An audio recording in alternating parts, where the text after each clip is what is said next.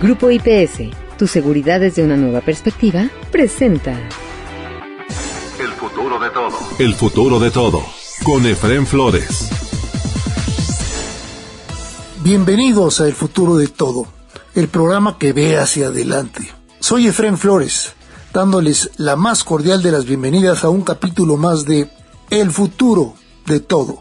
El futuro de todo. El futuro de todo, con Efrén Flores. Nuestro invitado de hoy es el doctor Julio Madrazo. Julio es socio, director fundador de De la Calle Madrazo Mancera. Es consultor en políticas públicas y comunicación desde 1988. En De la Calle Madrazo Mancera, él es quien dirige actividades relacionadas con planeación estratégica, asuntos públicos y comunicación. Ha sido colaborador y enlace institucional entre la Organización de Estados Americanos, el Banco Interamericano de Desarrollo y el Banco Mundial. Fue colaborador de 2 presidentes de México y presidente del patronato del Museo Tamayo. Desde 2015 participa en la iniciativa ciudadana Méxicos Posibles. Julio es licenciado por la Facultad de Ciencias Políticas y Sociales de la UNAM, con maestría y candidatura a doctorado en Gobierno de Estados Unidos y Políticas Públicas en la Universidad de Georgetown. También realizó una maestría en Negocios Advanced Management Program en el IE de Madrid, España, por supuesto. Así es que damos la más cordial de las bienvenidas a Julio Madrazo, aquí a El futuro de todo. Julio, gracias primero que nada por estar con nosotros y haber aceptado nuestra invitación. ¿Qué opinas del formato del primer debate? ¿Estuvo adecuado?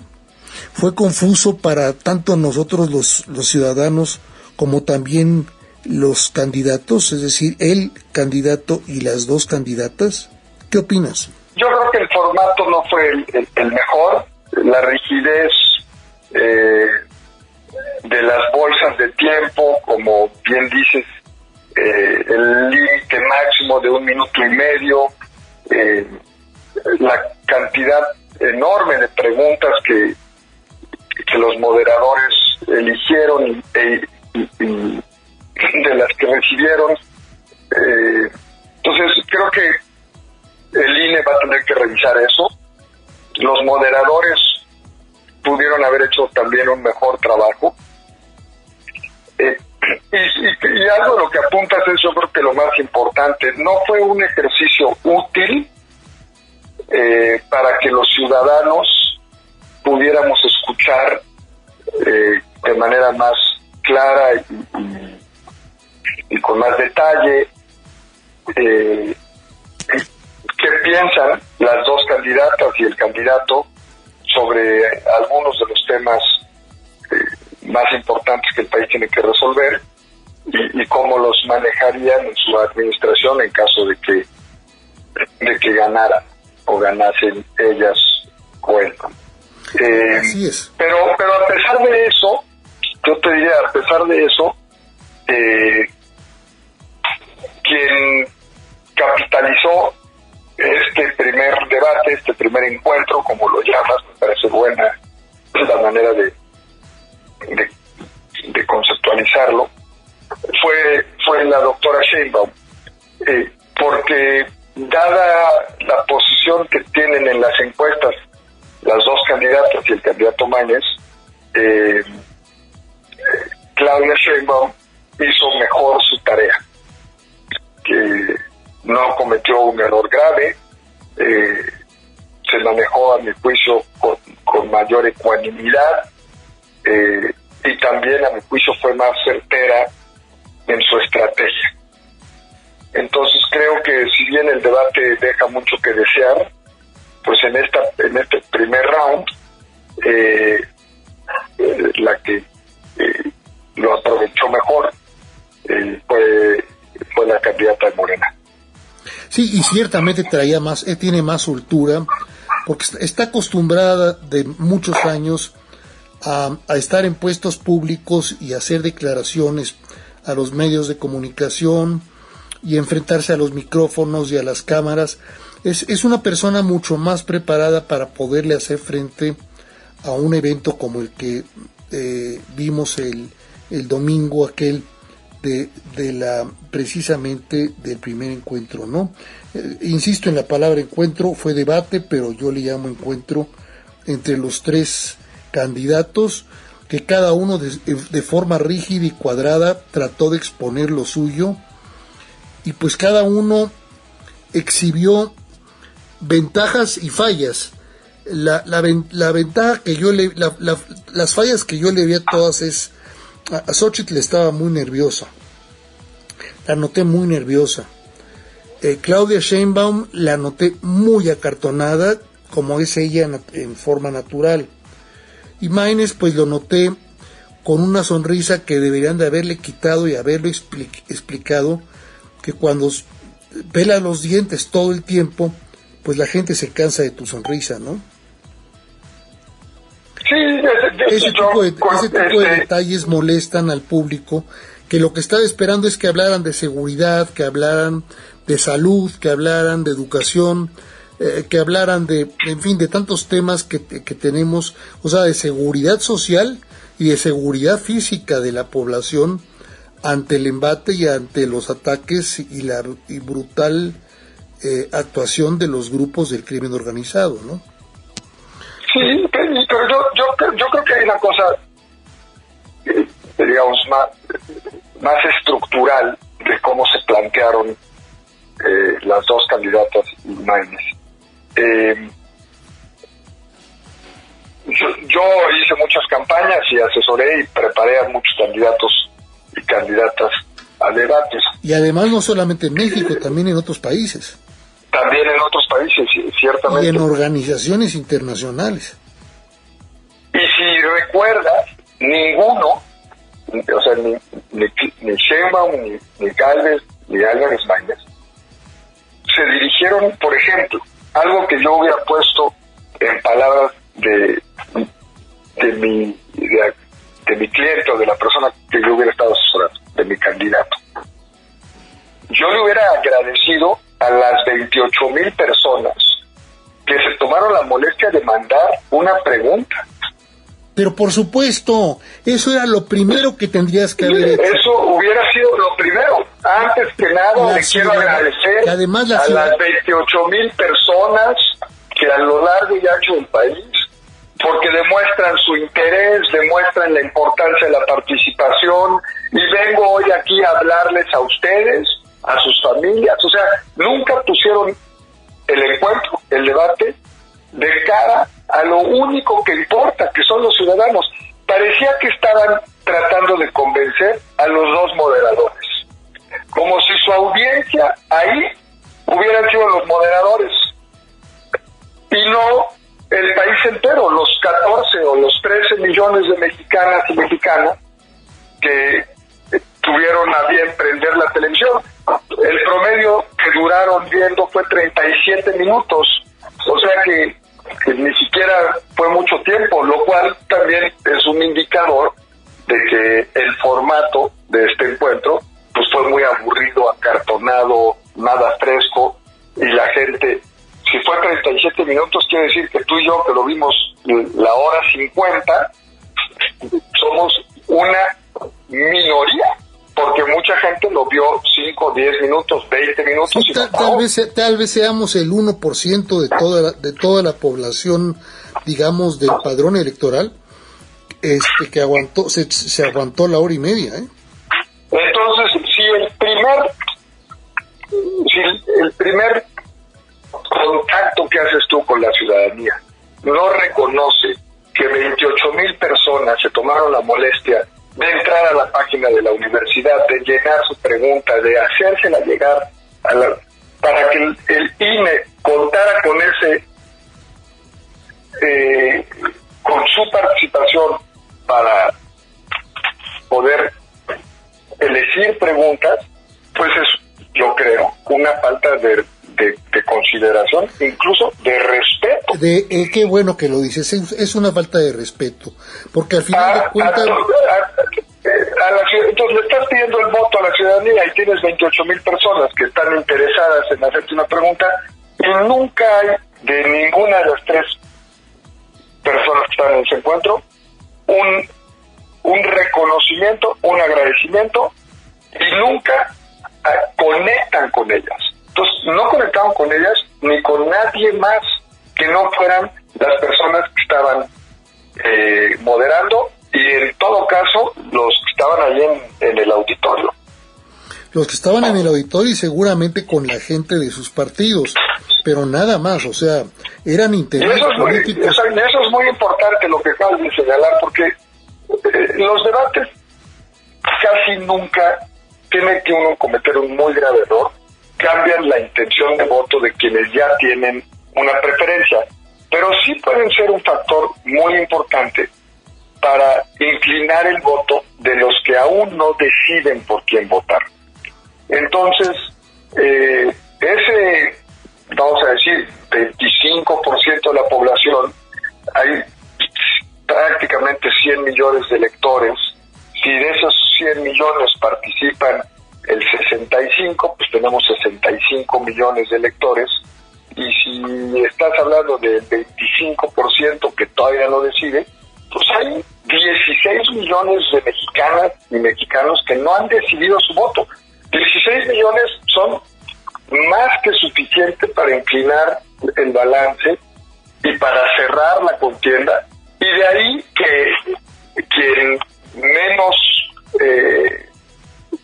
logró su objetivo fue la señora Gálvez, porque para ella, que está 14, 17, 20 puntos, pero digamos que 15 puntos atrás de la doctora Sheinbaum, pues quien más necesitaba salir como vencedora de este encuentro era ella. Y hay una encuesta que a mí que me parece muy reveladora también de esto que estamos diciendo del Financiero del 1 del mes.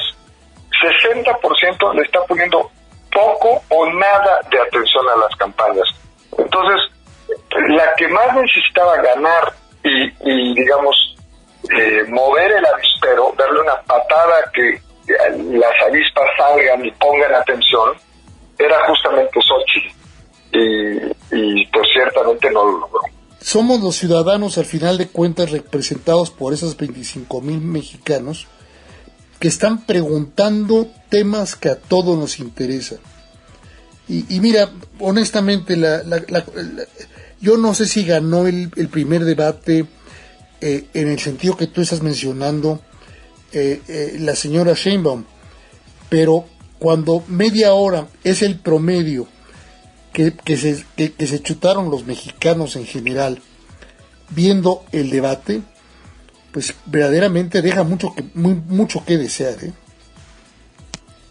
Así es. O sea, era gente que tuvo interés, que prendió el televisor y que pues se aburrió y lo apagó, ¿no? Porque tampoco es que haya sido muy noche el domingo,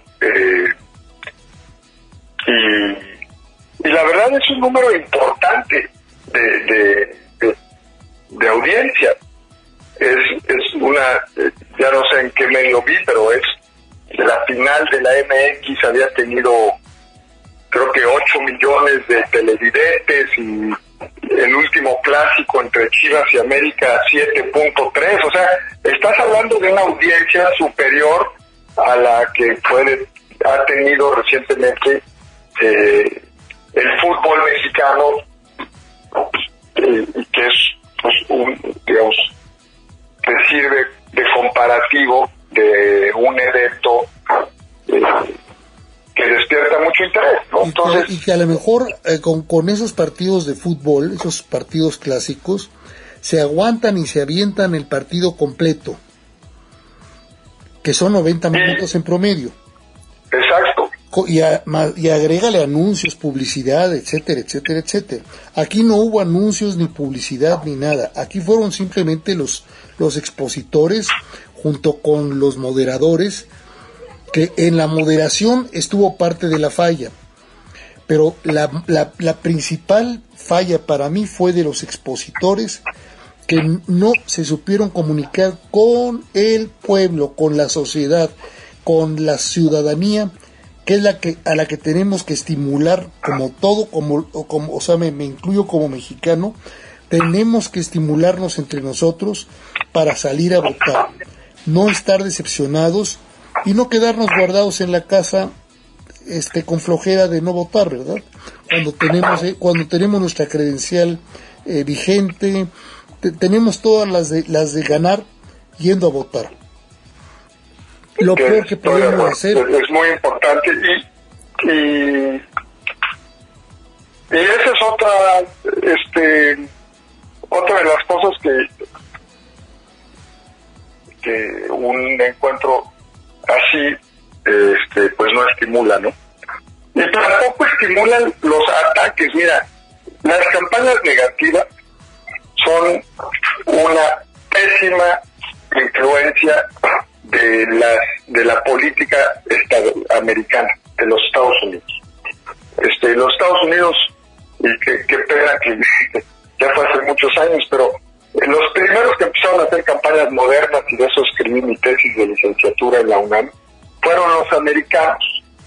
Y fueron los primeros que empezaron a usar la mercadotecnia, y después se desarrolló la mercadotecnia política, pero los primeros que empezaron a usar mercadólogos comerciales, o sea, que vendían licuadoras o coches o lo que sea, fueron políticos americanos en los 60. Y con los años, las campañas electorales en Estados Unidos han ido deteriorando el debate, porque fueron pasando de discursos a anuncios de 30 segundos, después a lo que llaman soundbites, ¿no? Como frases cortas, a los lemas de campaña.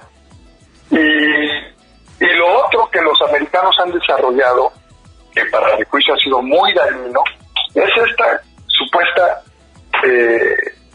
necesidad de atacar al contrincante. Porque si le atacas al contrincante, le subes los negativos, y al subirle los negativos, la gente ya no vota por él. Para que alguien... Y ya cuando ya llegó Trump, pues ya el ataque se convirtió en insulto. Y además, lo ha todavía hecho más grotesco. Pero aquí convencieron los tres llegaron a atacar. Y sobre todo, yo te diría, Xochitl Gálvez llegó, ella misma ha dicho, es que me puso, como dices tú, estaba yo muy nerviosa, mis papeles se me hicieron bolas y no quería que se me olvidaran mis ataques. Así la escuché ya en un par de entrevistas. Entonces, cuando no es natural, cuando tienes que recurrir a tus apuntes de lo que tienes que decir para atacar, en cambio de lo que tendrías que decir para convencer y ser positiva, pues pusieron a Xochitl en un papel que no es el que naturalmente refleja su personalidad. Es que te fijaste en eso, no hubo Xochitl Gálvez natural, hubo una Xochitl Gálvez artificial.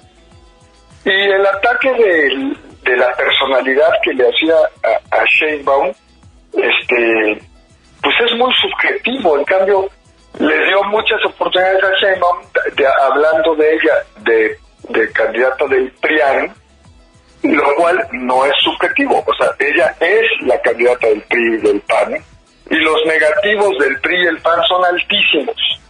Entonces, ya si se trataba de qué ataque iba a ser más eficaz, pues acabó siendo más eficaz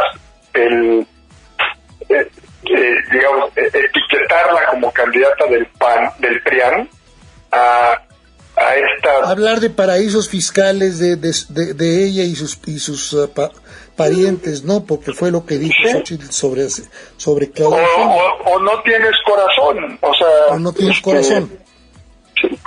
Entonces... Eres la dama de hielo. Yo creo que de cara al próximo debate, las tres campañas tienen que hacer un serio análisis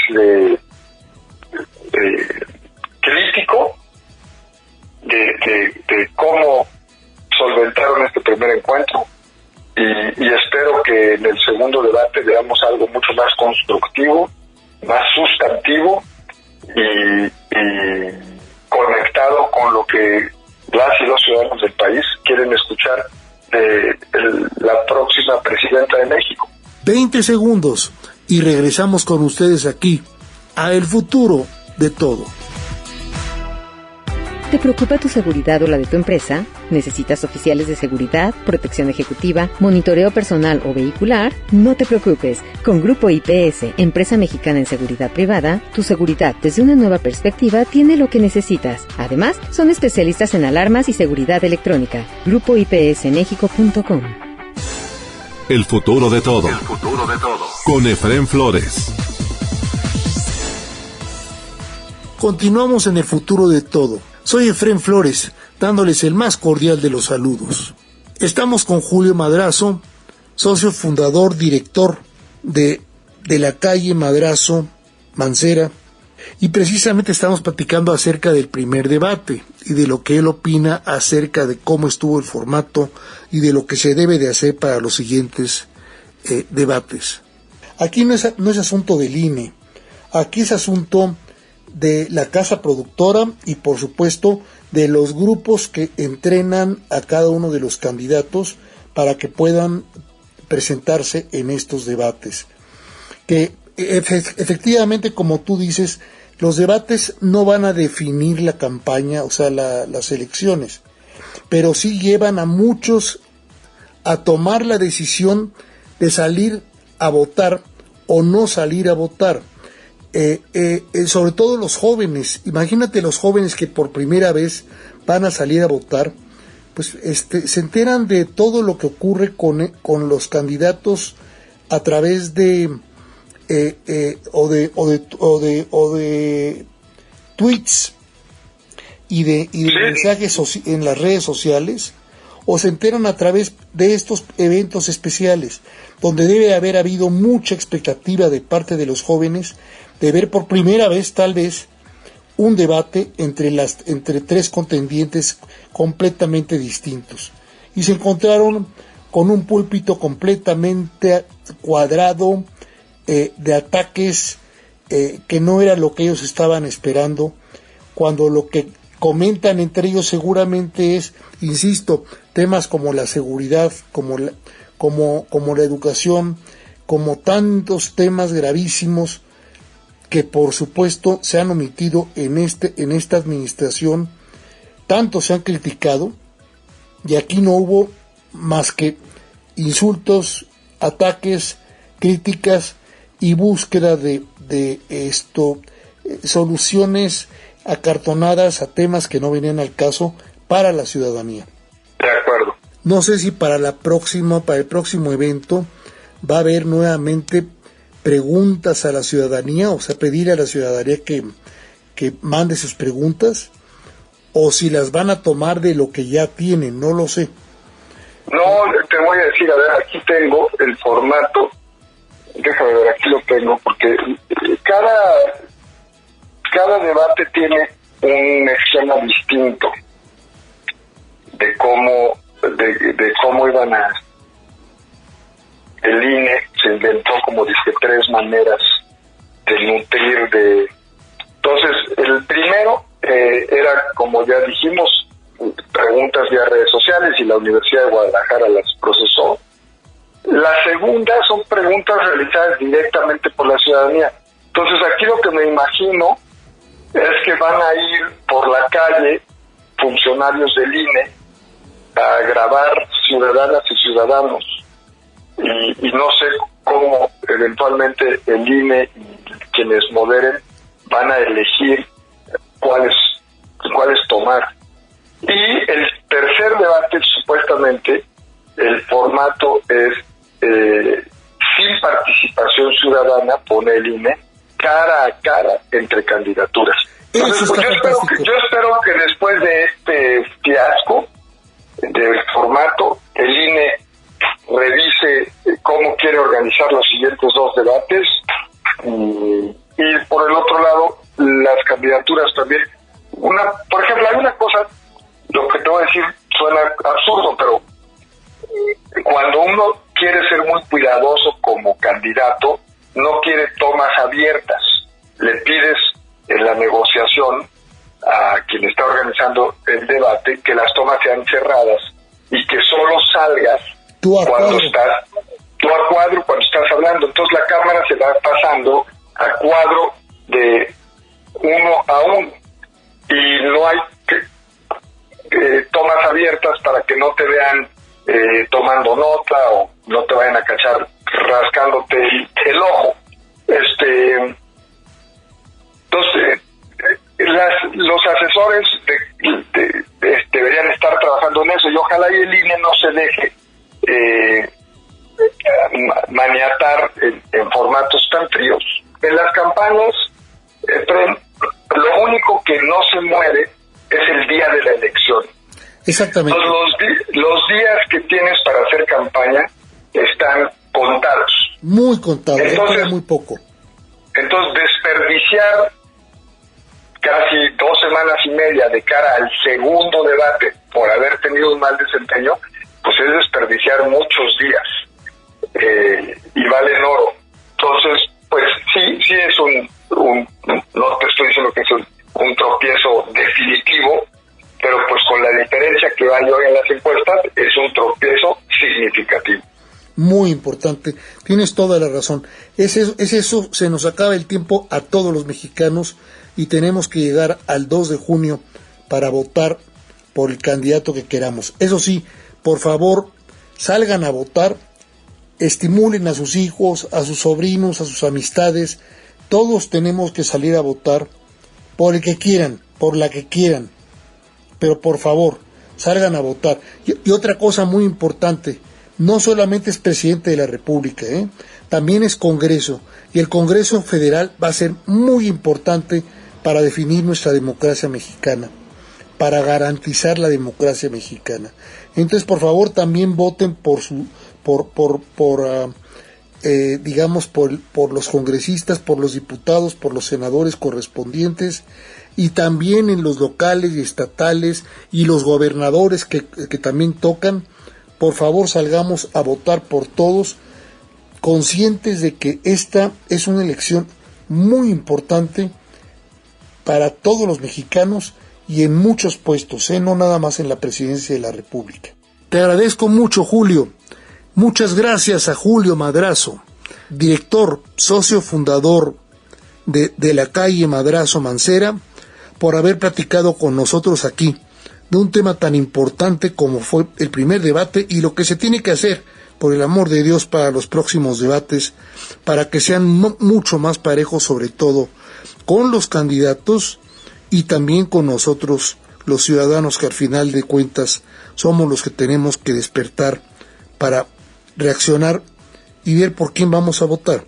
Si le interesa a usted comunicarse con el despacho de la calle Madrazo Mancera, o si le interesa a usted comunicarse con Julio, aquí aparece en la portada de este podcast específico de El Futuro de Todo, la liga de internet, así como también algunas redes sociales por las que usted se puede comunicar con Julio. Eso es todo por hoy en El Futuro de Todo en México y de cara al mundo. Un servidor, Efrén Flores, se despide de ustedes esperando contar con su presencia en el próximo de nuestros podcasts de El Futuro de Todo. Hasta entonces. Grupo IPS, tu seguridad desde una nueva perspectiva, presentó El Futuro de Todo. El Futuro de Todo. Con Efrén Flores.